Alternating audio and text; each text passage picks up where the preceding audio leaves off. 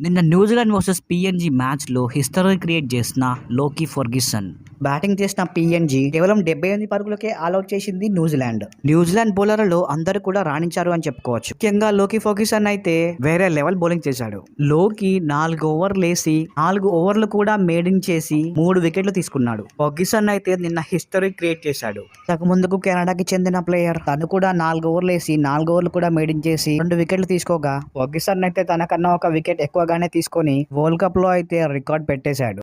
ఇంకా బోల్ట్ ఇస్సౌది కూడా 2 వికెట్లు తీసుకోగా శార్డర్ మరో వికెట్ తీసుకోగా 39 పరుగులతో బరిలోకి దిగిన న్యూజిలాండ్ కాన్వే 32 బంతుల్లో 35 పరుగులు చేసి అవుట్ కాగా కేన్ విలియమ్సన్ 18 పరుగులు చేయగా డారెల్ మిచెల్ 19 పరుగులతో నాట్అవుట్ గా నిలిచి 12.2 ఓవర్లోనే మ్యాచ్ అయితే ఫినిష్ చేశారు. న్యూజిలాండ్ అయితే మ్యాచ్ గెలిచినప్పటికీ గ్రూప్ స్టేజ్ నుండే ఇంటికి వెళ్ళిపోవాల్సి వచ్చింది న్యూజిలాండ్. ఇక రేపటి నుంచి సూపర్ 8 మ్యాచెస్ ప్రారంభం కాబోతున్నాయి. అప్డేట్స్ కోసం ప్లీజ్ సబ్స్క్రైబ్ చేయండి.